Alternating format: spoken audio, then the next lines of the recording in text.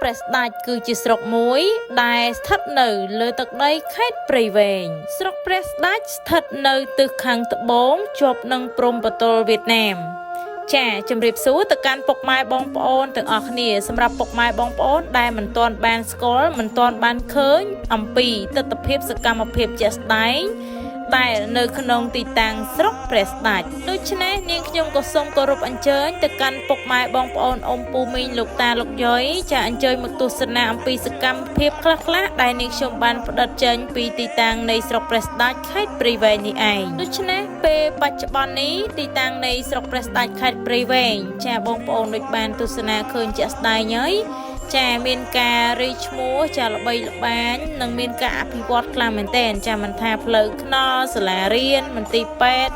វត្តអារាមនានាចាពុកម៉ែបងប្អូនតែងតែលើនាងខ្ញុំចាផ្សព្វផ្សាយជូនទៅកាន់ពុកម៉ែបងប្អូនកន្លងមកហើយចាមានផ្សារមានសាលារៀននិយាយទៅរីកគ្រប់វិស័យទាំងអស់តែម្ដងចាដូច្នេះនៅក្នុងវីដេអូមួយនេះគ្រាន់តែនាងខ្ញុំថតខ្លះអំពីទស្សនវិជ្ជាជាក់ស្ដែងចាប្លង់ខ្លះដែលនាងខ្ញុំចង់យកមកបង្ហាញទៅកាន់ពុកម៉ែបងប្អូនដែលមិនធ្លាប់បានឃើញមិនធ្លាប់បានស្គាល់នៅពេលបច្ចុប្បន្ននេះអំពីស្រុកព្រះស្ដេចខេត្តព្រៃវែងបងប្អូនខ្លះទៅគាត់គ្រាន់តែឮតែគាត់អត់ទាន់បានឃើញអញ្ចឹងណាចាតាមរយៈវីដេអូនេះផងដែរនាងខ្ញុំក៏បានថតប្លង់ខ្លះចាតកតងទៅនឹងទឹកដីចានៃស្រុកព្រះស្ដេចតើបច្ចុប្បន្ននេះមានការអភិវឌ្ឍទៅលើអីខ្លះ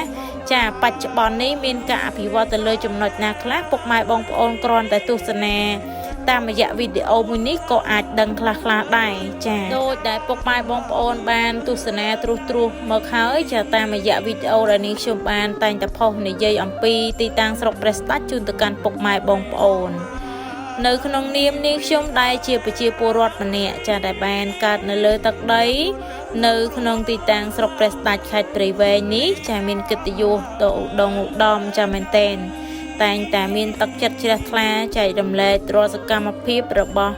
ថ្នាក់ដឹកនាំដែលគាត់មានការយកចិត្តទុកដាក់ចាអភិវឌ្ឍគ្រប់វិស័យទាំងអស់តែម្ដងដើម្បីចែកជូនពុកម៉ែបងប្អូនចាងាយស្រួលនៅក្នុងការផ្គត់ផ្គង់ចាក៏ដូចជាការធ្វើដំណើរនៅក្នុងពេលបច្ចុប្បន្ននេះចាមានគ្រប់ទាំងអស់តែម្ដងអត់ទាស់ខ្វះចន្លោះទាំងណាទេ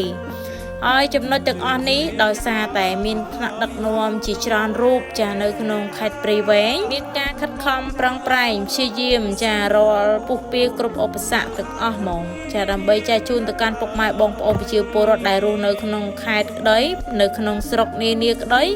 ចាគឺពួកគាត់តែងតែមានការយកចិត្តទុកដាក់ខ្លាំងមែនទែនហ្មងចាហើយនាងខ្ញុំដែរក្នុងនាមនាងខ្ញុំដែរជាប្រជាពលរដ្ឋម្នាក់ដែរ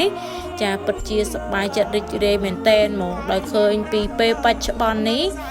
ចាមិនថាមន្ទីរពេទ្យសាលារៀនចាផ្លូវថ្នល់តាមវត្តអារាមនានាចាឬក៏ការអភិវឌ្ឍចាផ្សេងជាច្រើនមុខទៀតចានៅក្នុងទីតាំងស្រុកព្រះស្ដេចខេត្តព្រៃវែងហ្នឹងនាងខ្ញុំសង្កេតឃើញថាបច្ចុប្បន្នហ្នឹងគឺល្អខ្លាំងមែនទែនតែម្ដងចាដោយតាមរយៈការទស្សនានៅក្នុងវីដេអូមួយនេះចាពុកម៉ែបងប្អូនបានឃើញជាក់ស្ដែងហើយចាថតពីនាងខ្ញុំផ្ទាល់ដោយបញ្ចូលសលេងដែលនាងខ្ញុំផ្ទាល់ចាបងប្អូនបើសិនណាជាខ្ញុំនិយាយទៅចាមានការតោះខុសលើសលប់ចាត្រង់ចំណុចណាមួយចាសង្ឃឹមថាពុកម៉ែបងប្អូនទាំងអស់ចាជាស្រ័យមកកាន់នេះខ្ញុំចាព្រោះតការអត្ថពិបាយនេះចាមិនមានអ្វីជាការព្រៀងទុកទេហើយជាចុងក្រោយចាសូមជូនពរពុកម៉ែបងប្អូនទាំងអស់ចាជួបតែសុខសំណាងល្អហើយកុំភ្លេចណាបងប្អូនដែលនៅខាងខេត្តព្រៃវែងស្រុកព្រះស្ដេចឬក៏ស្រុកផ្សេងចាអាចជួយចែករំលែកនៅសកម្មភាពនៅវីដេអូដែលនេះខ្ញុំបានផុសនេះចាម្នាក់មួយផងចាហើយក៏អរគុណពុកម៉ែបងប្អូនដែលតែងតែចូលចែករំលែកហើយចុច like ចុច share ចាបន្តចាសូមអរគុណ